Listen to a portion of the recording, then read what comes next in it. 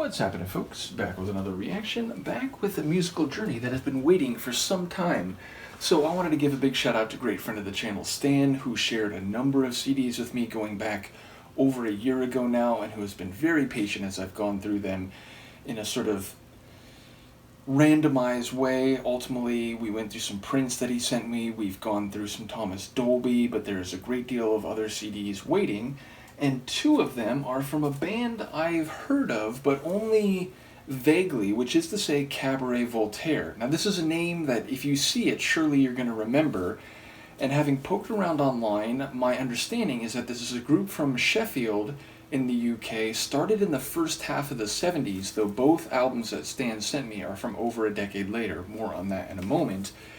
But also that their name is based on a club in Zurich, which is called Cabaret Voltaire. And I just love the juxtaposition of cabaret with Voltaire. So yeah, it's a very intriguing title, and if I saw it somewhere and was starting a band, I might think of it for a band title as well.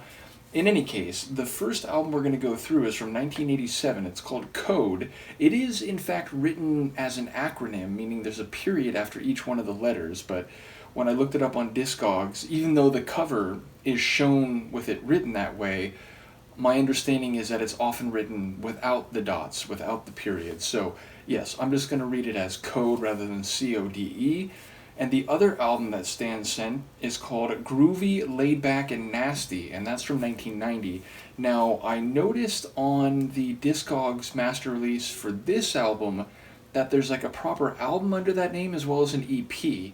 I'm not sure if that's what we have here, but on the copy of the CD Stan sent me for Groovy, Laid Back, and Nasty, there's 8 regular tracks, and then there is...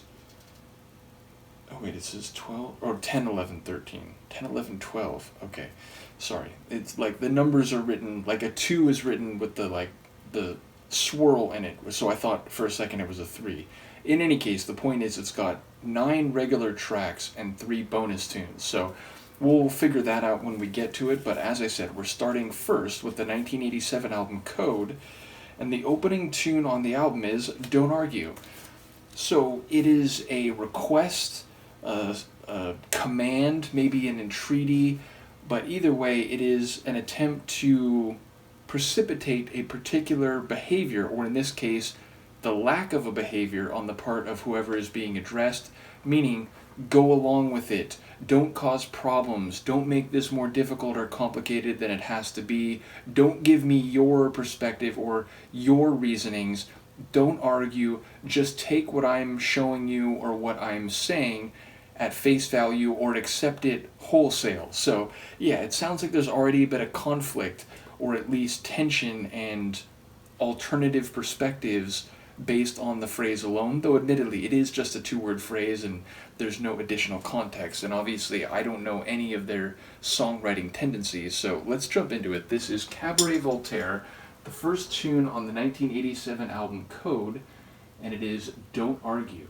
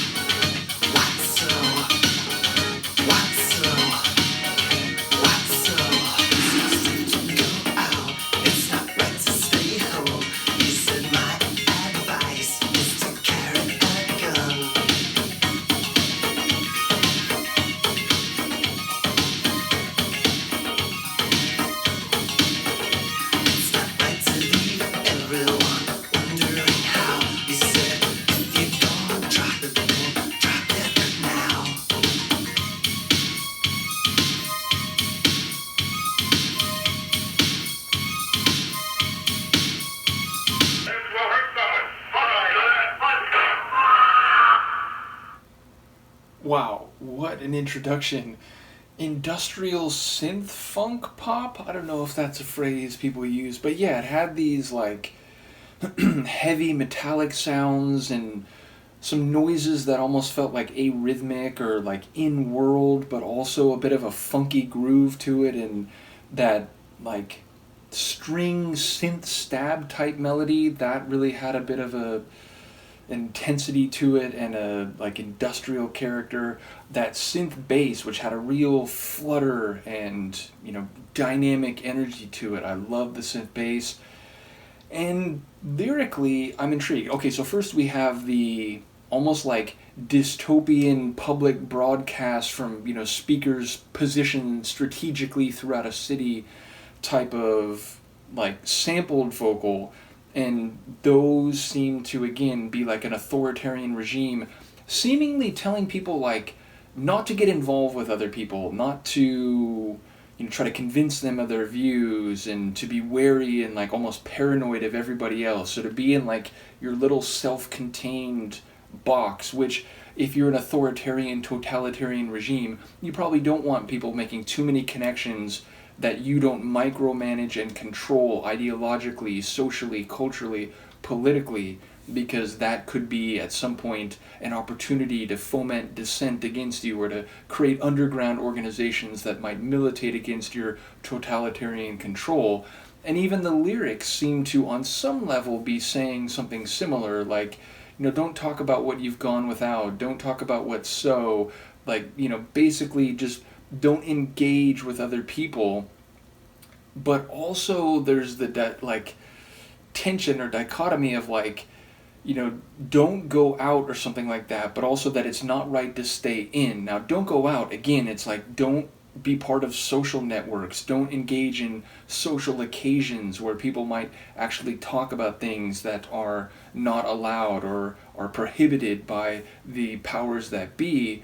But then it's not right to stay in. It's sort of running in the opposite direction, and the idea that like don't stay in your little self-contained box.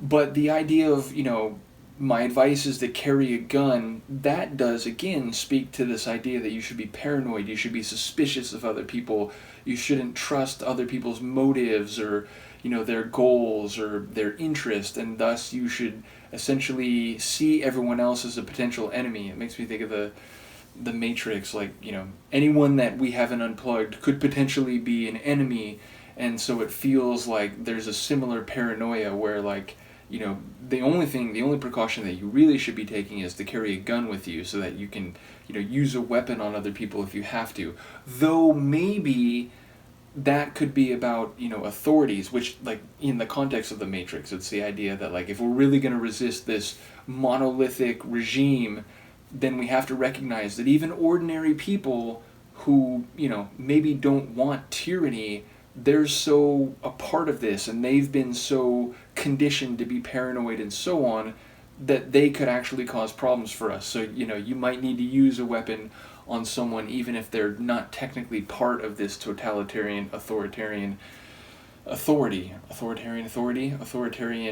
regime. So yeah, like lyrically, I don't quite know what to make of it, but it sounds dystopian. It sounds futuristic, and I think again in part because of the sampled like spoken vocals, which given that part at the end seems like it comes from an actual movie, like a sci-fi movie or something to that effect. But yeah, I enjoy, as I said, the like industrial sonics mixed with a bit of like funky synth pop, mixed with like sounds that are both like properly rhythmic and melodic, but then also some elements that are almost like, what's the right word, atmospheric sounds, and not so much like music per se, but they're added to the mix of the sonic atmosphere. So yeah, really interesting opener. Makes me even more curious about this group and the rest of this album. Thank you again to Stan for sharing and also for the patience. So when we come back the next time, it'll be Sex, Money, Friends, which maybe feels like it's in a similar caustic view of society, maybe not as overtly, futuristic and dystopian, or, maybe current and dystopian. It depends on what you were thinking in 87. But yeah, it feels like there's a similar dark intensity to the title relative to the track we just heard. So looking forward to it. Let me know what you think of this one, and I will see you for the next one. Peace.